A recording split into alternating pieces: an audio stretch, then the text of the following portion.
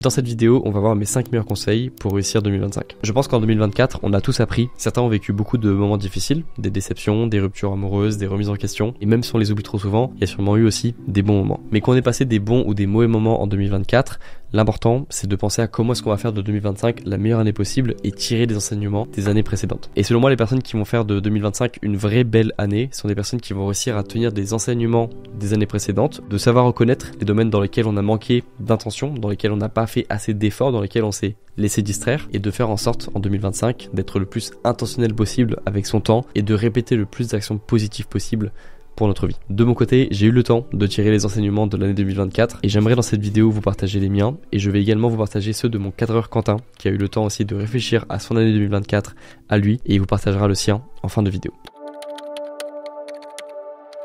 Ça arrête le son? Oui.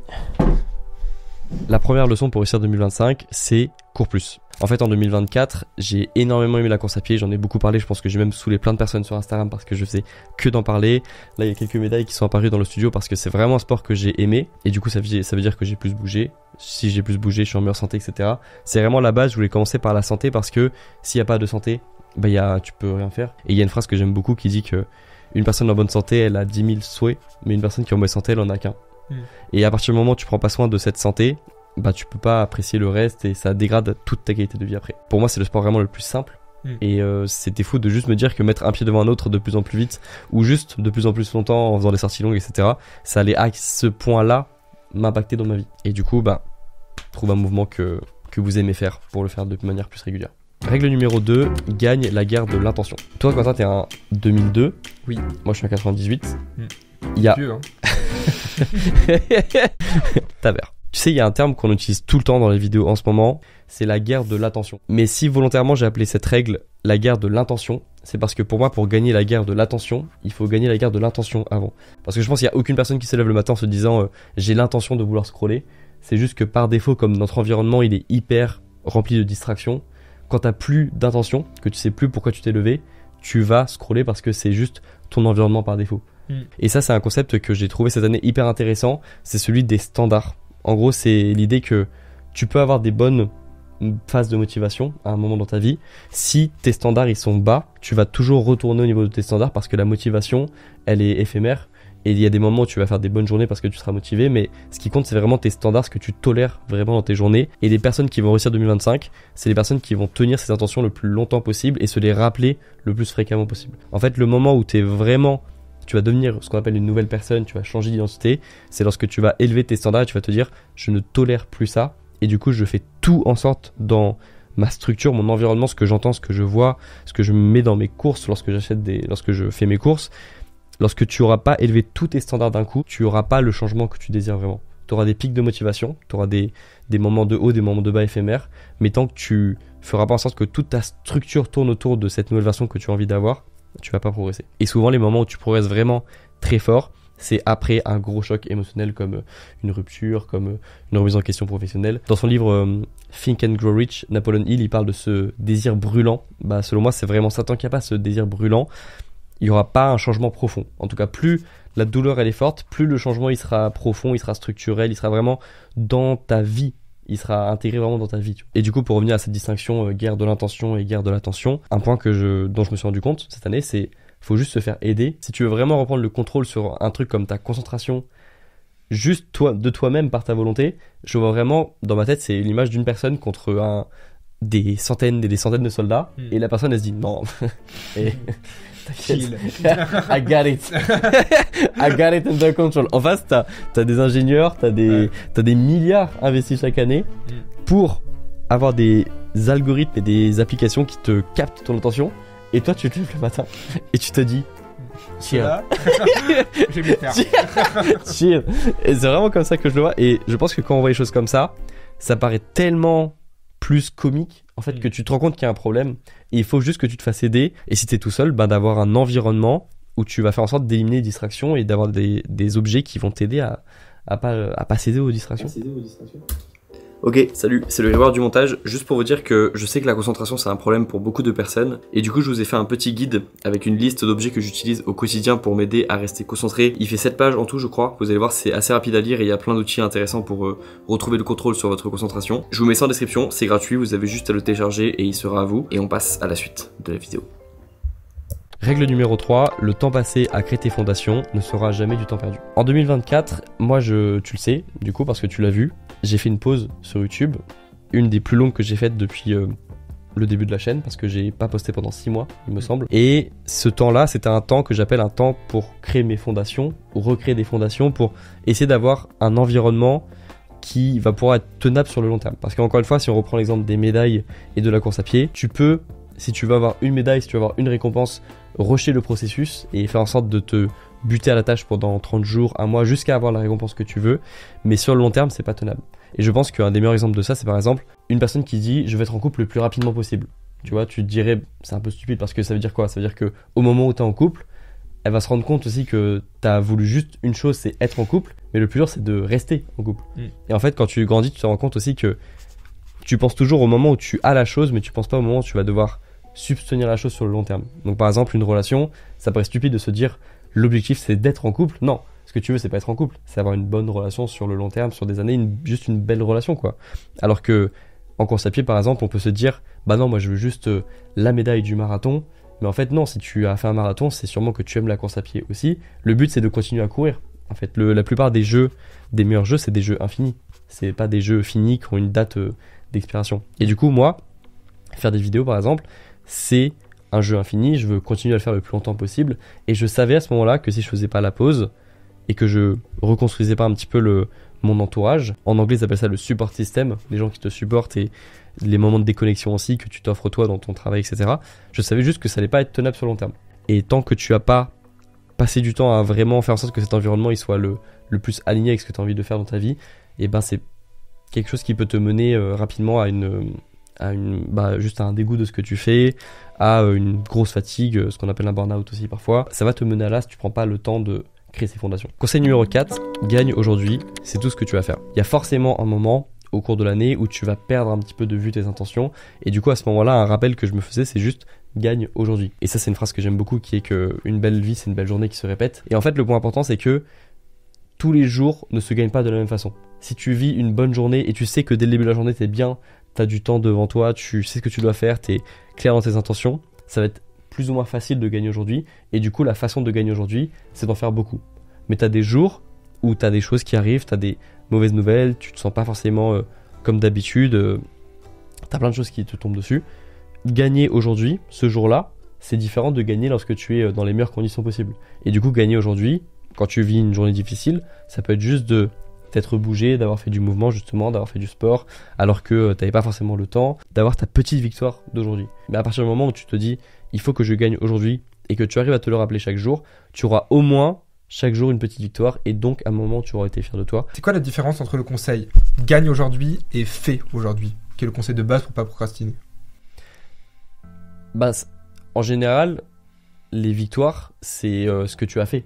Parce que tu peux avoir pour les personnes notamment qui ont beaucoup d'anxiété ou qui ont vécu des phases un petit peu plus sombres, parfois leur victoire c'est d'avoir des pensées positives, d'avoir plus de pensées positives.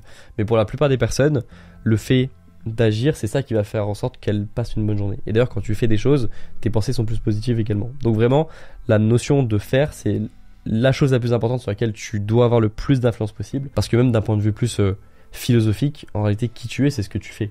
Oui. Ton entourage te considère pas comme ce que tu dis que tu fais, il te juge comme ce que tu fais toi. Donc en fait tout ce que tu es dépend de ce que tu fais, et même d'un point de vue émotionnel, psychologique, tu vas tellement aller mieux quand tu vas faire des choses, parce que aussi l'inaction ça rend anxieux, l'inaction ça rend déprimé aussi parfois, donc c'est pour ça que j'insiste sur le mouvement depuis le début de la vidéo. Et du coup la différence entre gagne aujourd'hui et fais aujourd'hui, c'est que pour gagner aujourd'hui souvent il faut faire aujourd'hui. Donc en fait faire c'est la meilleure façon de gagner. Et d'ailleurs c'est quand tu passes une mauvaise journée, c'est souvent que tu as plein de scénarios différents de si j'avais fait ça ce matin, si j'avais mieux géré mon temps. L'anxiété elle vient toujours de et si j'avais fait ci, et si j'avais fait ça, alors que parfois tu as fait quelque chose et tu sais pas si c'était la bonne chose à faire, mais au moins tu l'as fait et du coup tu as moins de regret à la fin de la journée. Donc en fait juste l'action ça ça enlève toute l'anxiété, ça a un pouvoir vraiment sur comment tu te sens à la fin de la journée. Et même si tu as fait quelque chose et que tu n'étais pas sûr que ce soit la meilleure chose à faire, le fait de l'avoir fait, ça va t'aider à gagner la journée. Globalement, tu peux mettre ce conseil en lien avec essaye, et au pire ça marchera pas, tu regretteras juste si tu n'as pas essayé. Tu regrettes souvent les choses que tu ne fais pas. Ouais. Conseil numéro 5 pour réussir son année 2025, tu peux faire aujourd'hui la chose qui te fait le plus peur. Et je dirais même que si tu as quelque chose qui te fait peur, c'est exactement le moment où tu es censé le faire. C'est exactement à ce moment-là que tu dois le faire parce que c'est l'action qui va t'apporter le plus de choses, d'enseignement, de changement dans ta façon de penser, dans ta façon de te voir aussi. Lorsque tu fais un truc qui te faisait peur depuis si longtemps, ça a un vrai changement profond sur comment tu te sens toi, comment tu te vois toi. Et qu'est-ce que tu entends par des choses qui pourraient te faire peur? Parce que perso, j'ai peur des guêpes, je suis pas sûr que ça soit hyper utile par exemple. Ok, quand moi je parle des peurs, c'est par exemple des peurs encore plus profondes de la peur de demander quelque chose à quelqu'un, comme par exemple demander une augmentation à ton employeur si tu es salarié. Ah tiens, parlons-en. Je suis pas ton employeur. C'est vraiment des choses souvent d'humain à humain ou alors de choses envers nous-mêmes. Moi par exemple, lorsque j'ai couru mon marathon, j'ai ressenti une peur et une adrénaline sur la ligne de départ que je n'avais pas ressenti dans ma vie. À ce moment-là, j'étais vraiment seul face à moi-même. Et ça, c'est des situations qui te font vraiment progresser. Ou si t'es amoureux, de le dire à la personne, par exemple. Ouais, donc d'oser demander, oser faire, te donner la permission pour faire des choses dont tu attends une autorisation alors que tu n'en as pas forcément besoin, donc de te la donner pour toi-même. Tu peux avoir peur de la chose et la faire quand même. Ça va juste te demander de faire face à cette peur. Mais si tu fais pas face à ces émotions ou que tu attends d'avoir toujours les meilleures émotions possibles, l'émotion de la motivation, l'émotion de l'envie, de choses positives, et que tu attends ces moments-là pour agir, tu vas agir peut-être, je sais pas, 20 fois dans l'année, 30 fois dans l'année. Toi, ce que tu veux pour vraiment réussir l'année, c'est agir le plus souvent possible, et tu vas devoir le faire parfois en n'ayant pas envie de le faire. La plupart du temps, d'ailleurs, même tu n'auras pas envie de le faire au moment de le faire. Conseil numéro 6, il n'existe pas une solution parfaite à tous tes problèmes. Ça, c'est un conseil qui nous a été donné par Quentin. Et Ouais. d'où est-ce qu'il vient ce conseil? Il vient de la réflexion. De toute façon, on avait fait un débrief l'année dernière. Et je t'avais dit pendant ce débrief, moi j'en ai marre d'être seul. D'ailleurs, t'avais eu aussi ce retour où des fois tu te sentais seul, etc. Moi, pareil, dans le travail, je me sentais seul. Et donc, je me suis dit, ok, j'ai une solution, il faut juste que j'arrive à créer une équipe et c'est bon, il n'y aura plus de problème. En fait, non. Parce que par exemple, dans ce cas-là, déléguer à n'importe qui, même quelqu'un de super efficace, ça va prendre du temps et ça va prendre de la charge mentale. Et donc des fois je me disais non, en fait ce sera mieux si je reprends et c'est moi qui fais tout parce qu'au moins ça sera fait exactement comme je veux.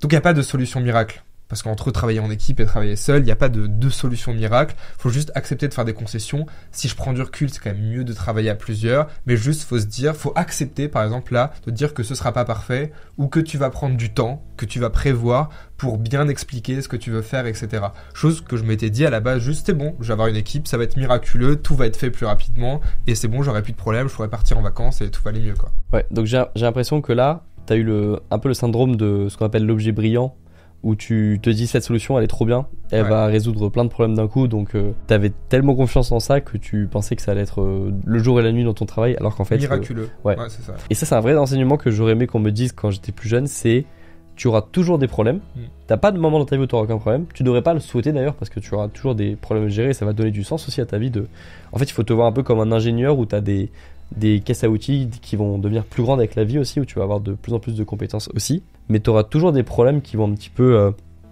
rendre ta vie plus compliquée, et les problèmes ils vont évoluer avec le temps. Et globalement je me suis dit, si tu peux tester deux solutions, teste les deux solutions, prends la meilleure, prends celle qui est la meilleure, et quand t'as la meilleure, ou c'est des choses notamment qui sont indépendantes de toi, travaille dessus et fais en sorte que cette solution qui était la meilleure mais pas parfaite, elle devienne la plus parfaite possible. Parce que là, par exemple, si j'avais le choix, quand j'étais seul, ça m'a emmené à en faire un burn-out. Donc c'était pas la bonne solution. Là, ça m'a juste emmené à quelques petits ras-le-bol, mais qui parfois, juste, c'est moi qui expliquais mal les tâches, etc. Donc il y a plus de potentiel sur cette deuxième solution. Juste, faut que je me l'admette. Ça peut pas être un miracle, et c'est pas ça qui va changer tous les problèmes. Il n'existe pas de solution miracle, et la chose à faire, par contre, c'est de devenir une personne plus compétente. Et si les actions que tu fais qui... tu l'espères vont résoudre tes problèmes, te permettre de devenir plus compétent, bah t'as fait la bonne décision. Donc en fait, à partir du moment où ça te fait devenir plus compétent, bah c'était une bonne décision. Absolument. Un peu comme quand on disait, à partir du moment où ça te fait progresser et que même si tu as souffert, ça t'a donné d'autres choses à faire ensuite et tu as créé des changements dans ta vie, bah c'était une bonne situation, même si au moment où ça s'est passé, bah tu as souffert après la rupture, après l'échec professionnel, l'échec personnel. Même si tu as souffert, à partir du moment où ça t'a fait grandir, bah c'était une bonne chose qui t'est arrivée finalement. Exactement. Et il y a autre chose, je sais pas vraiment si c'est une leçon, mais c'est un truc où j'aurais bien qu'on me le dise, c'est de plus profiter des premières fois, dans tout. Notamment, j'avais la chance de faire le Festival de Cannes l'année dernière, je l'ai refait cette année, et il n'y a pas ce même truc. Quand tu fais un truc pour la première fois, notamment un événement qui te fait rêver depuis que t'es tout petit, quand tu le fais pour la première fois, tout devient merveilleux, t'as l'impression d'arriver à Disneyland. La première fois où j'ai fait la salle de sport, tu vois, j'avais l'impression, en plus qu'on a fait ensemble, j'avais l'impression d'être Hulk en mode waouh, c'est trop bien tous ces exercices. J'ai refait plusieurs autres fois après et j'ai pas ressenti ce truc. Pareil dans la vie amoureuse, amicale, etc. Et je me suis dit, je pense que j'aurais aimé en 2023 que on me dise profite à fond de cette première fois, par exemple au Festival de Cannes, parce que tu vas pas le revivre une nouvelle fois. Et donc quand t'as la première fois où il t'arrive quelque chose, profite à fond parce que c'est un truc qui arrivera qu'une fois dans sa vie. Ok. Voilà. Petit rappel à vous-même. Exactement. Profitez de vos premières fois. Et moi, ce que je dirais par rapport à ce que tu viens de dire, c'est aussi de faire en sorte en 2025 d'avoir plein de moments où on va vivre des premières fois. En gros, de se voir un peu comme un personnage de jeu vidéo et de se dire, il faut que ce personnage le confronte à plein de choses différentes. En fait, c'est marrant parfois de se dire, je m'imaginais vraiment pas faire ça dans ma vie. Et ça, je l'ai vu plein de fois dans les personnes, des vidéos des personnes qui courent des premiers marathons, etc., qui se disent, waouh, je suis en train de courir là, je suis en train de faire la chose que je vois depuis des mois sur YouTube de gens qui courent leur premier marathon, etc. Là, c'est moi qui suis sur la ligne de départ. Et ça, quand tu le vis, c'est trop stylé. Quand tu te dis mais c'est trop drôle parce que j'ai vu plein de vidéos sur le sujet, là c'est moi qui entends le speaker parler du fait que ça va partir, la course va commencer, etc. De soi-même ressentir l'adrénaline, de soi-même se dire, de vivre tout ce que tu vis quand tu fais une chose pour la première fois, c'est trop stylé. Et de trouver des choses à faire pour la première fois, comme juste des trucs simples, comme je sais pas, des trucs du quotidien.